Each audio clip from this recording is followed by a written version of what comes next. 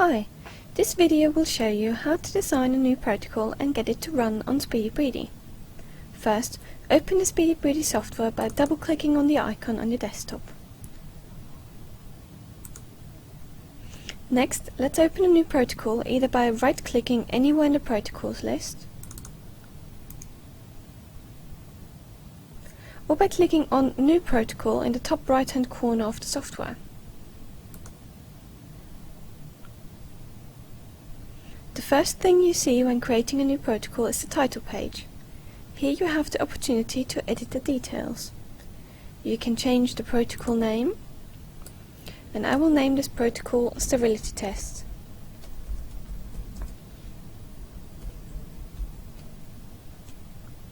The author is already filled in with the username registered on the computer, but that can be changed. What you are testing for can be a specific organism, or in our example, just contamination.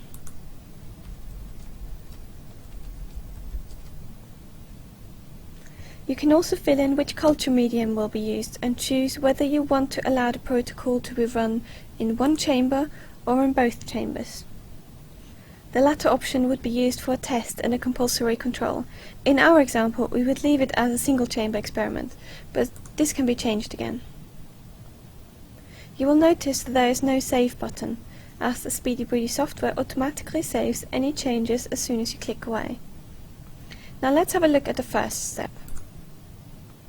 Each protocol is automatically created with 2 steps, as this is the minimum required to make a meaningful protocol.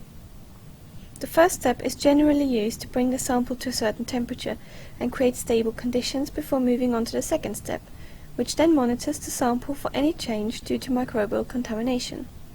However, you can add or remove as many steps as you like by clicking Add Step or Remove Step at the bottom of the page.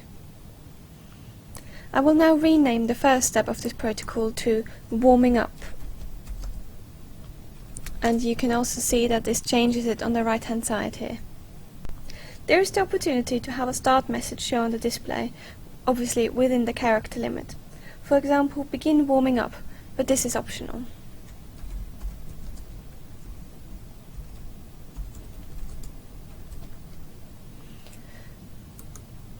Next is the rotor speed. Due to the fact that only one motor is driving the paddle mechanism for both chambers, the rotor speed must be the same throughout the protocol, as well as consistent between experiments run on Speedy Breedy at any one time. We tend to use 60 RPM as our standard. The temperature can be set between 15 and 45 degrees, but Speedy Breedy will only be able to cool down to 5 degrees below ambient temperature. For our test, I will set it to 36 degrees. 36 is human body temperature and suitable for growing many organisms. Temperature stability time is an option to ensure stable conditions before moving to the next phase. But we will use pressure stability instead, as it takes longer to reach than temperature stability. A time target is generally not necessary in the first step, as it is only the minimum amount of time Speedy Breedy will spend on a step. Speedy Breedy will not move on to the next step until all targets have been fulfilled. Pressure stability target and window are after temperature probably the most important targets in the first step. It basically ensures that the pressure is stable after the temperature target has been achieved before moving on to the monitoring phase of the experiment. Because pressure is directly related to temperature, a rise or fall in temperature will cause the pressure to do the same. Here we will use a stability time of less than 0.1 millibar per minute over the course of 10 minutes. We will leave the event detection value blank in the first step because event detection is monitoring change, and it would flag up an event in the first few minutes due to the pressure change created by a change in temperature. So the last thing to fill in for the first step is an optional step end message.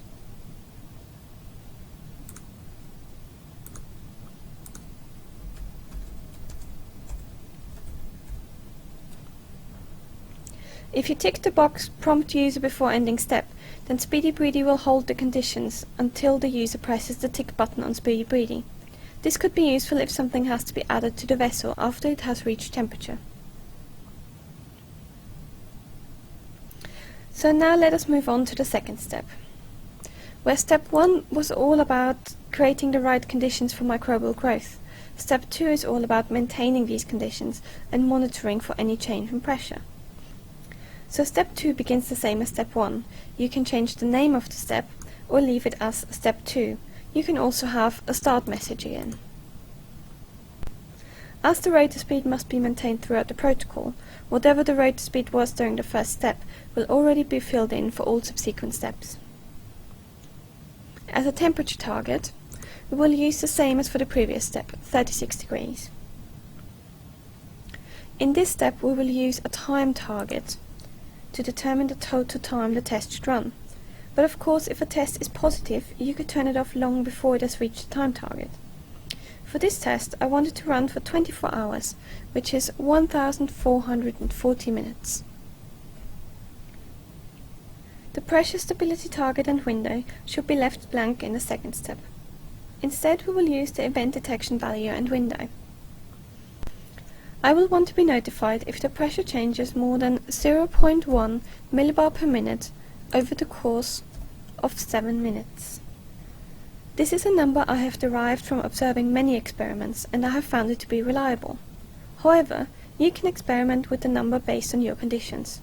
Reducing the event detection window to say 5 minutes will detect the event sooner, but there is also a greater risk of getting a false alarm. Increasing it means that the event notification will happen later, sometimes by several hours. We recommend to always look at the graph to determine if a sample is positive.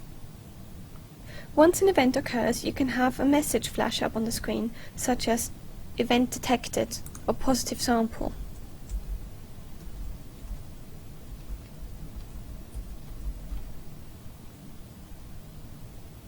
If you tick the box Event End Step, the step or the entire test, depending on if the event detection is in the last step of the test, will end when an event has been detected. We only recommend this option for experienced users. So you have now created a simple protocol. You can add or remove steps or copy and change existing protocols. If you wish to update the protocol on Speedy Breedy, you have to make the changes necessary in the protocol stored on the PC and then drag it onto the Speedy Breedy to update the protocol there. If you have any further questions or need any kind of assistance, please don't hesitate to email us at support@speedybreedy.com. Thank you and goodbye.